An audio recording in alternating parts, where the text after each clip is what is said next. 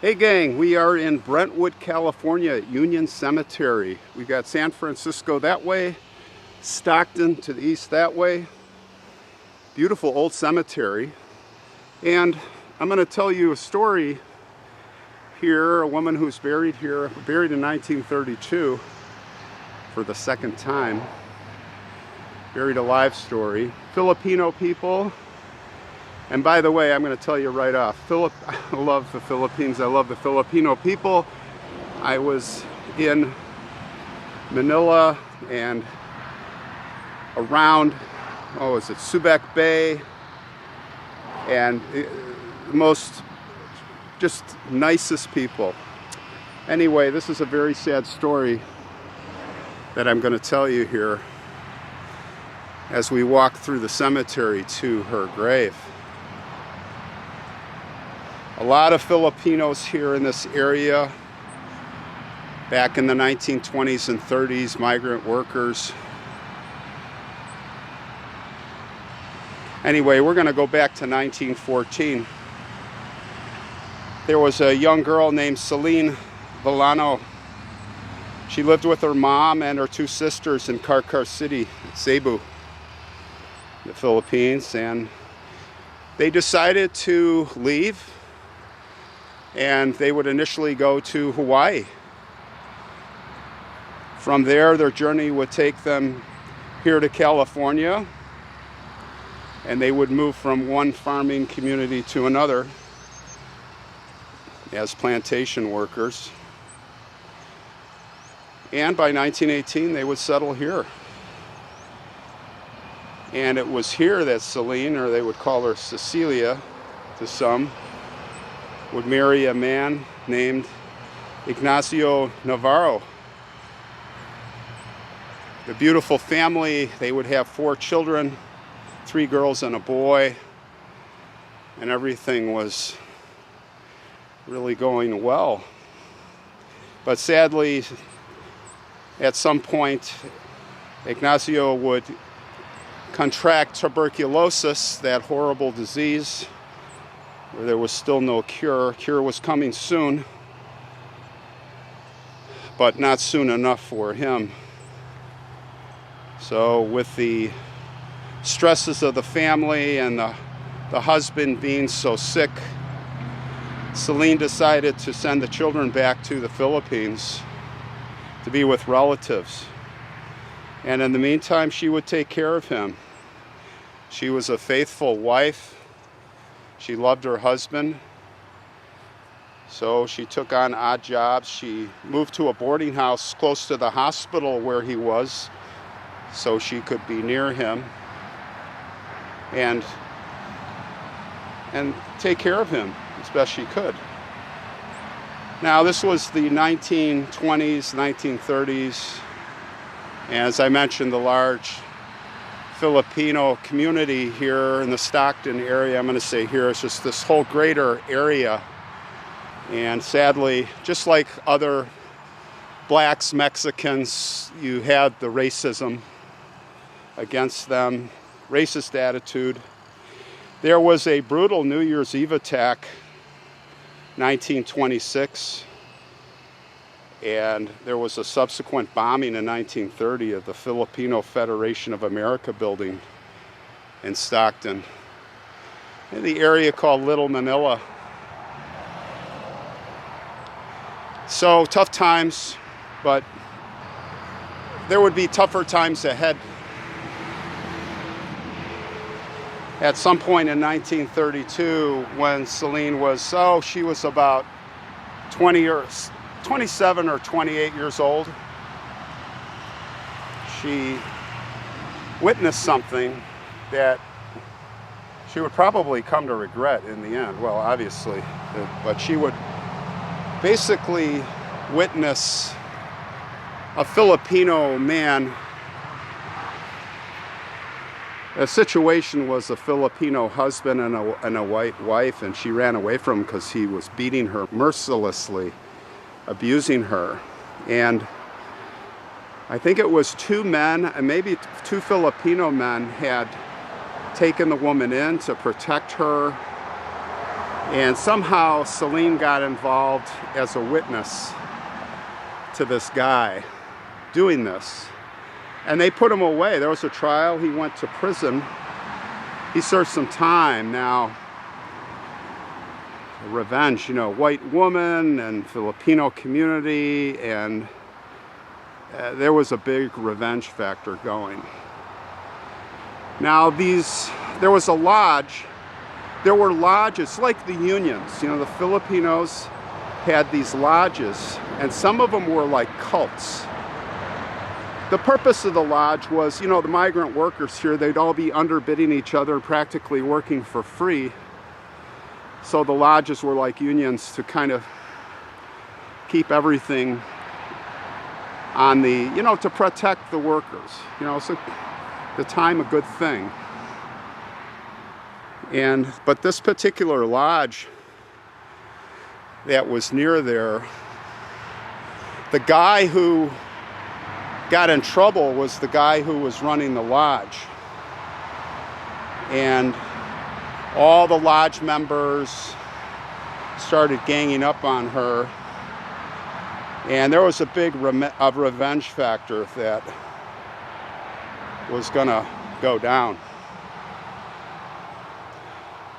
As it turned out, they had like a court, like a kangaroo court, if you will, at this lodge. I guess all the lodges, you know, they wasn't a court, but in the lodge hall, they assembled a kangaroo court. They brought her in by force,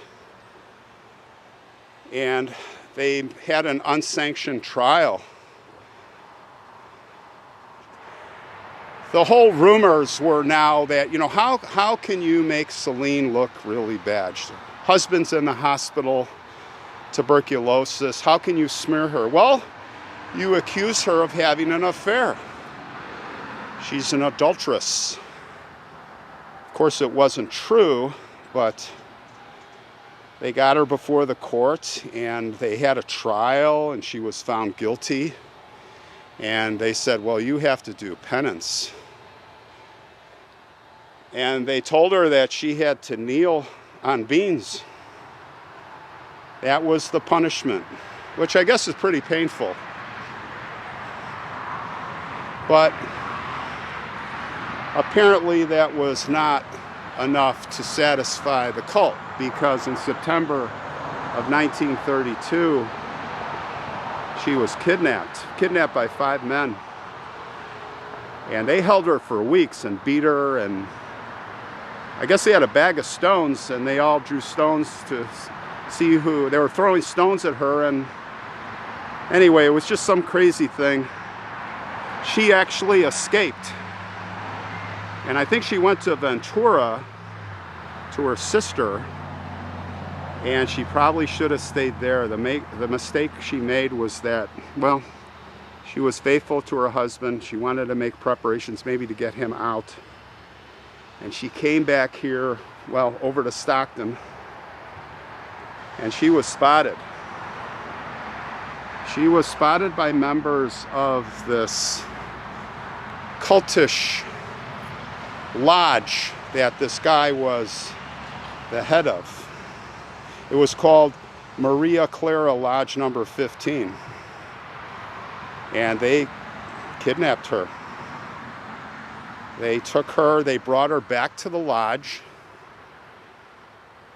And, you know, the idea was, I don't think they knew what they were going to do. I don't think they really had a plan. But as they mobbed around her in that lodge, that same room, one of the men came forward and kicked her down. And that was a signal for all the women, bad women, bad women. They all moved in and just piled on her and started beating her. They had a gavel, actually, like a judge's gavel. One of the women grabbed the gavel and started smashing her on the head. I think they almost killed her. She was in bad shape. So apparently they panicked, and they're like, now what are we gonna do? What if she comes to and we're gonna all go to jail? So they decided that they were going to kill her. Everyone was too cowardly to do the act, so they tied her up, blindfolded her, and they brought her to a place called Jersey Island. It's, you know, kind of like a cow pasture today on the Delta. Many sloughs here running through this area. They took her there and they dug a hole, a big deep hole. And they threw her in the hole. And the women, the bad women, started kicking dirt on top of her. Maybe they were just trying to scare her, but they went through with it and they buried her alive. She was conscious. They buried her alive.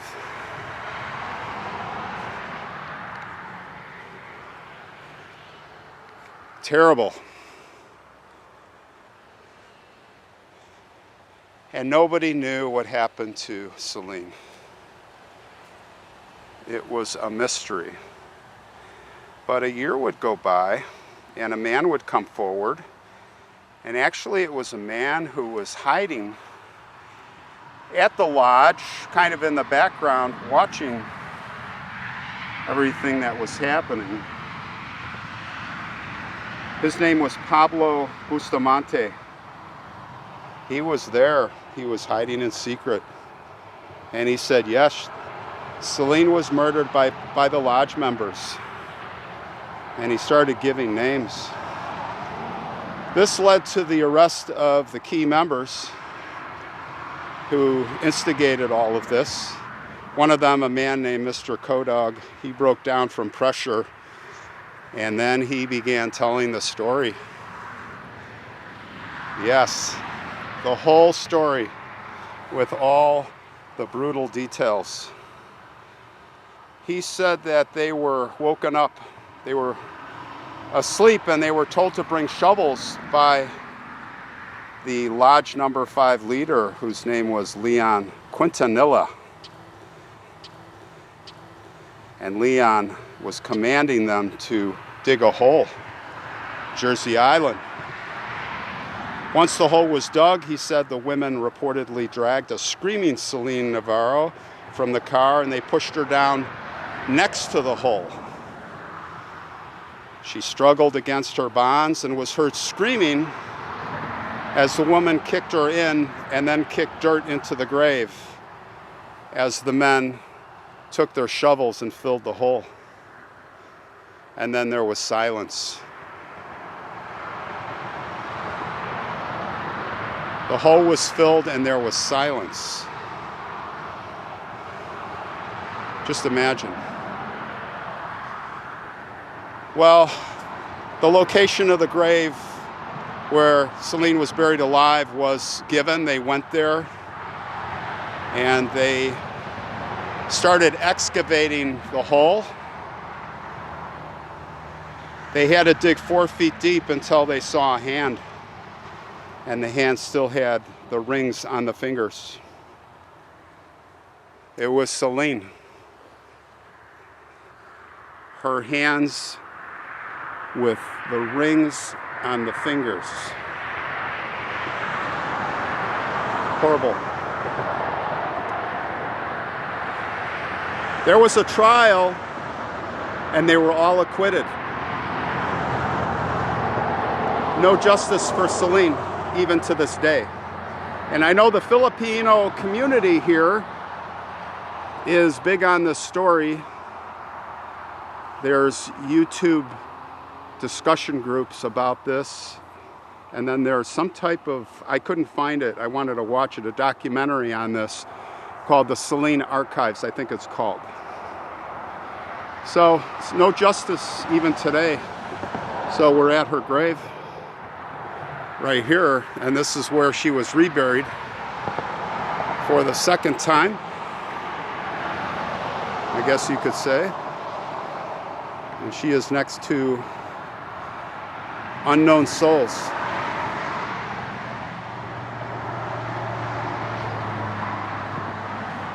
They made her a nice marker. This is the oldest section of the cemetery, and I'm sure she was one of the earlier, I shouldn't say earliest, there's some older stones here, but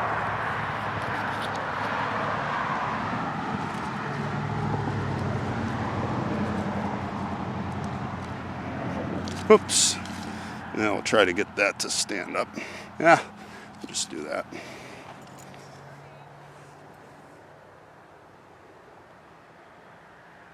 So there it is, everybody. No justice for Cecilia. Maybe someday all the records will be set straight, but the descendants of those people should be ashamed of their ancestors. Rest in peace, Celine. Rest in peace.